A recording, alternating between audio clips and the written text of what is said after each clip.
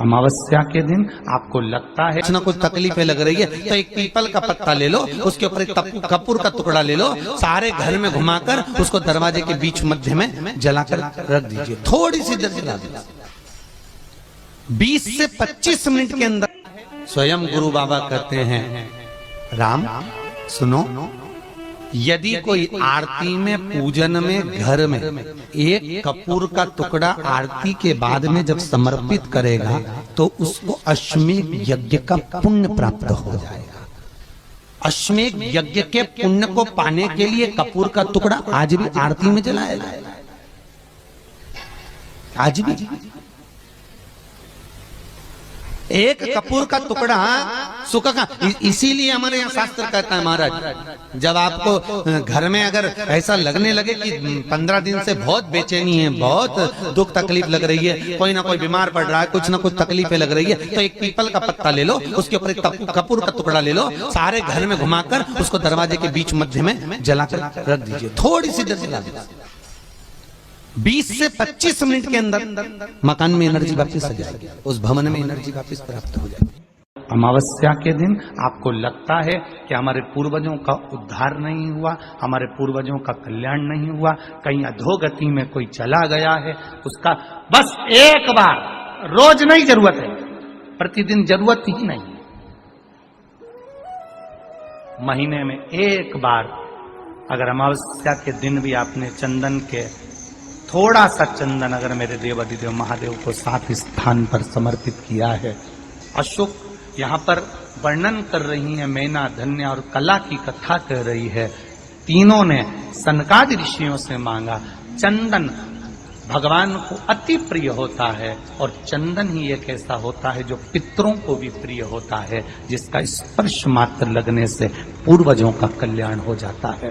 वो चंदन का 7 स्थान शिवलिंग के बताए हैं, जहां पर भूल से भी अगर कोई चंदन की उंगलियां लगा देता है, 7 स्थान ऐसे हैं जहां चंदन की मात्र उंगलियां लगा देने से ही शिव पितृलोक के पितरों को मुक्ति प्रदान करके वैकुंठ लोक का निवास दे देते हैं। 7 स्थान।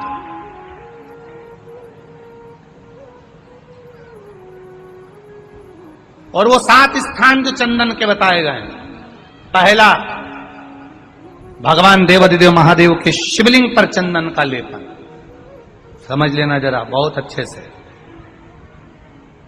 आपको लगता है स्वप्न में कोई मुर्दे दिख रहे हैं, या कोई जल रहा है, या कोई मर रहा है, या कोई चला गया है, ऐसा भय लगता है। बच्चों को मानी भेजूंगी ऐसा हो जाएगा, पति को मानी भेजूंगी ऐसा हो जाएगा, कोई हमारे कोई गलत तो नहीं कर रहा है, आपको लगता है। 7 स्थान चंदन के बताएं महाराज। पहला शिवलिंग, दूसरा जहां गणेश जी का स्थान है, मालूम है ना सबको, जम के बोलो जरा, मालूम है ना सबको, जहां गणेश जी का स्थान है वहां अलग से गणेश जी बैठे, वहां नहीं, शिवलिंग में जलाधारी के ठीक सामने, राइट में गणेश, लेफ्ट में कार्तिकेय, बीच में अशोक सुंदरी। तो पहला चंदन बाबा के शिवलिंग पर, दूसरा गणेश जी पर चंदन की उंगली, तीसरा षडानंद कार्तिकेय पर चंदन की उंगली, चौथा अशोक सुंदरी पर चंदन की उंगली, पांचवा जलाधारी पर चंदन की उंगली, छठा जो शिवलिंग का जल बह रहा है इसके ठीक विपरीत की ओर चंदन की उंगली, और 7वां चंदन नंदी के मस्तक के ऊपर जो 2 सींग लगे रहते हैं उस पर चंदन की उंगली। ये कब लगाई जाती है? या तो अमावस्या के दिन आपको लगता है कि हमारे पूर्वजों का उद्धार नहीं हुआ, हमारे पूर्वजों का कल्याण नहीं हुआ, कहीं अधोगति में कोई चला गया है, उसका बस एक बार, रोज नहीं जरूरत है, प्रतिदिन जरूरत ही नहीं, महीने में एक बार अगर अमावस्या के दिन भी आपने चंदन के थोड़ा सा चंदन अगर मेरे देवाधिदेव महादेव को 7 स्थान पर समर्पित किया है। अशोक यहाँ पर वर्णन कर रही है, मैना धन्य और कला की कथा कह रही है। तीनों ने सनकादि ऋषियों से मांगा। चंदन भगवान को अति प्रिय होता है और चंदन ही एक ऐसा होता है जो पितरों को भी प्रिय होता है, जिसका स्पर्श मात्र लगने से पूर्वजों का कल्याण हो जाता है, वो चंदन का। आपके घर में पितृदोष है, आपको ऐसा महसूस होता है, आपको लगता है, तो किसी भी नवरात्रि के पहले जो अमावस्या पड़ती है, मान लो अपन अमावस्या पड़ी, आप अंदाजा लगाइए, तो जिस दिन अमावस्या रहे उस दिन चावल की कटोरी में एक कपूर का टुकड़ा रख दीजिए महाराज, छोटा सा, और कपूर का टुकड़ा रखकर उस कपूर को दरवाजे के बाहर कटोरी में ही, चावल रखी हुई कटोरी में ही उसको पितरों का स्मरण कर कर जला दीजिए। और जलाने के बाद उस चावल को कहीं भी किसी भी वृक्ष की छांव में पक्षियों के लिए डाल दीजिए। शिव महापुराण की कथा कहती है, अगर मान लो पितृ आपको कष्ट दे रहे हैं, पितृ आपको तकलीफ दे रहे हैं, कोई काम नहीं होने दे रहे हैं, या कहीं आपको ऐसा लगता है कि पितरों का दोष है, तो वो पितृ दोष देवी, अब ये जो आप करेंगे ये कब कर रहे हैं? अमावस्या के दिन आप उसको रख रहे हैं, अमावस्या के दिन उसको रखकर रात भर अपने रखा कपूर के साथ में, सुबह एकम पड़ गई, नवरात्रि लग गई, उसी दिन उसको जलाकर आपने पटक दिया। अर्थात उससे देवी और पितृ इन दोनों का आशीर्वाद जो प्राप्त होता है, तो घर में से पितृदोष समाप्त होकर लक्ष्मी की वृद्धि प्रारंभ हो जाती है, कार्य में सिद्धता आ जाती है। मान लो अगर पितृदोष है तो करो, नहीं है बड़े अलमस्ती से रहो, तो ये पितृदोष का स्मरण। तो यहाँ शास्त्र कह रहा है कि पितरों का जो लोक होता है, पितर जो लोक होता है, उस पितृलोक में 64 योगिनियां प्रवेश नहीं करती। शिव महापुराण कर रही है, शंकर की कथा कर रही है। एक छोटा सा उपाय अवश्य करिएगा। मान लो आपको लग रहा है कि आपके घर में पितृदोष है, आपको ऐसा महसूस होता है, अमावस्या पड़ती है, चावल की कटोरी में एक कपूर का टुकड़ा रख दीजिए मान, छोटा सा, और कपूर का टुकड़ा रखकर उस कपूर को दरवाजे के बाहर कटोरी में ही, चावल रखी हुई कटोरी में ही उसको पितरों का स्मरण कर कर जला दीजिए। और जलाने के बाद उस चावल को कहीं भी किसी भी वृक्ष की छांव में पक्षियों के लिए डाल दीजिए। शिव महापुराण की कथा कहती है, अगर मान लो पितृ आपको कष्ट दे रहे हैं, पितृ आपको तकलीफ दे रहे हैं, कोई काम नहीं होने दे रहे हैं, या कहीं आपको ऐसा लगता है कि पितरों का दोष है, तो वो पितृ दोष देवी, अब ये जो आप करेंगे ये कब कर रहे हैं? अमावस्या के दिन आप उसको रख रहे हैं, अमावस्या के दिन उसको रखकर रात भर आपने रखा कपूर के साथ में, सुबह एकम पड़ गई, उसी दिन उसको जलाकर आपने पटक दिया। अर्थात उससे देवी और पितृ इन दोनों का आशीर्वाद जो प्राप्त होता है, तो घर में से पितृदोष समाप्त होकर लक्ष्मी की वृद्धि प्रारंभ हो जाती है। अमावस्या के दिन प्रदोष काल में, प्रदोष के समय पर, प्रदोष काल में शाम के समय पर जाकर किसी भी नदी, तालाब, बावड़ी, कुआं, कहीं ना कहीं जो आपके पास में हो, वहां पर एक घी का दिया, बत्ती का मुंह दक्षिण की ओर कर कर अवश्य जला कर जाना, सारे पितृ दोष समाप्त हो जाएगा। अगर नदी, तालाब, बावड़ी, कुआं नहीं है तो पीपल का वृक्ष हो या बेलपत्री का वृक्ष हो या बट का वृक्ष हो, उसके नीचे लगा दो प्रदोष काल में। पर अमावस्या के दिन लगाएं जरूर। क्यों? क्योंकि अमावस्या 16 दिन तक पितृ मृत्यु लोक में आने के बाद में भोजन ग्रहण करते हैं। अमावस्या के दिन पितृ शाम के समय प्रदोष काल में शंकर भगवान का नाम जाप कर कर नदी, तालाब, बावड़ी पर पानी पीने जाते हैं। वहां से जल का आचमन कर कर पितृ अपने लोक को चले जाते हैं प्रदोष काल के समय पर। इसलिए प्रदोष काल में जलाशय के पास में बावड़ी, कुआं, नदी, तालाब के किनारे पर दिया लगाया जाता है दक्षिण की ओर मुख कर कर बत्ती का, तो पितृ आशीर्वाद देते हुए जाते हैं कि फलो फूलो, आगे बढ़ो, उन्नति करो, तरक्की करो। ये पितरों का आशीर्वाद रहता है, पितरों का वर रहता है। आप देंगे, कुछ करा ना करा, फिर अमावस्या के दिन उस दिन दिया दक्षिण की ओर बाती का मुख कर कर।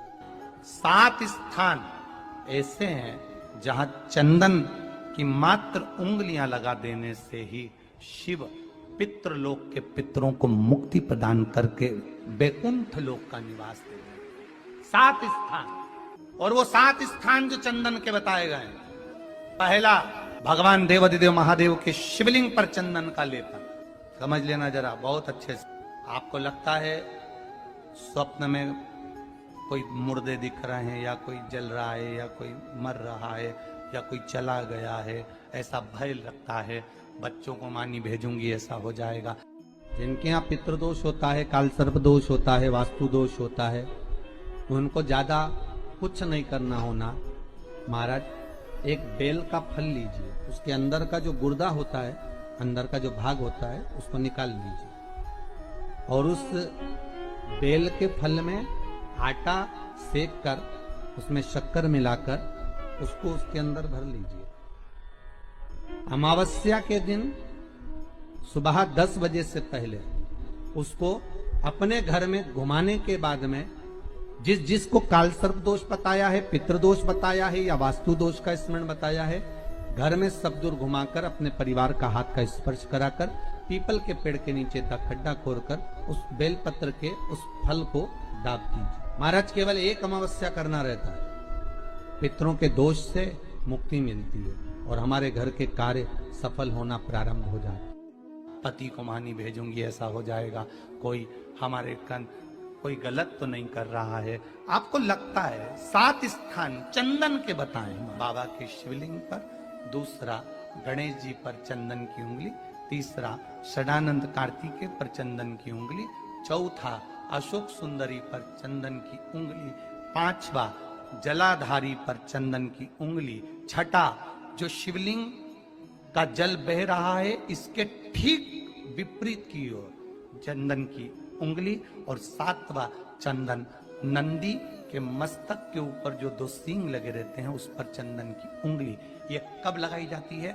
या तो अमावस्या के दिन। आपको लगता है कि हमारे पूर्वजों का उद्धार नहीं हुआ, हमारे पूर्वजों का कल्याण नहीं हुआ, कहीं अधोगति में कोई चला गया है, उसका बस एक बार, रोज नहीं जरूरत है, 4 दिन दुकान अच्छी चले, बाकी के समय बैठना पड़े, समझ लेना पितृदोष। घर में बच्चे चिड़चिड़े हो जाए, गलत संगति में डूब जाए, समझ लो चिड़चिड़ हो रहे हैं, पितृदोष। घर के बच्चे माता पिता का आदर न करें, सम्मान न करें, तेज आवाज में बात करें, समझ लो पितृदोष। पितृदोष मालूम पड़े। और इतने से भी अगर आप नहीं समझ सकते, परिवार का कोई एक व्यक्ति जब जब भोजन करने बैठे तब तक उसकी थाली में बाल आए, भले वो होटल में खाए तो भी बाल आ जाए, वो कहीं खाना खा रहा है तो बाल आ जाए। 8-15 दिन में, 4 दिन में, 3 दिन में, 2 दिन में, 6 दिन में आपकी थाली के भोजन में अगर बाल निकल रहा है, केश निकल रहा है, समझ लेना कि पितृ आपसे कुछ मांग रहे हैं, पितृ आपसे कुछ चाहते हैं। महाराज एक बेल का फल लीजिए।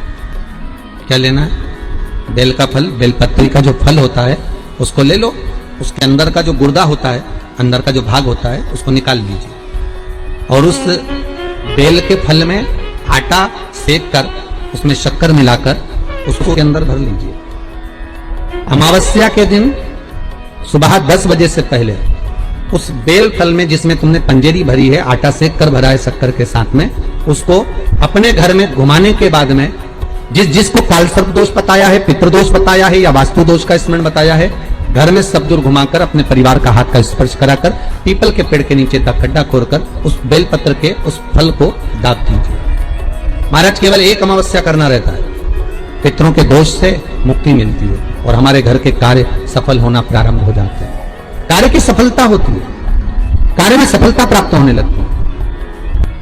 हम तो कई बार कहते हैं महाराज जी, अगर ऐसा लगे किसी औषधि को आप ले रहे हैं, मालूम पड़े कि औषधि आपको लग नहीं रही है, शिव महापुराण की कथा करिए, मान लो औषधि आपको नहीं लग रही, आपने औषधि बहुत दिनों से ले रहे हो, कोई दवाई, मान लो आप किसी भी दवाई को ग्रहण कर रहे हैं और वो औषधि लगी नहीं रही है, वो शरीर को लगी नहीं पा रही और आप ठीक ही नहीं हो पा रहे, 15 दिन हो गए, 8 दिन हो गए, बताओ, उतना की उतना ही कैटरीना है, उतना ही उतना अपना भरा हुआ, वही की वही लीवर, वही की वही किडनी, वही की वही स्मरण, सभी कुछ वही वही है,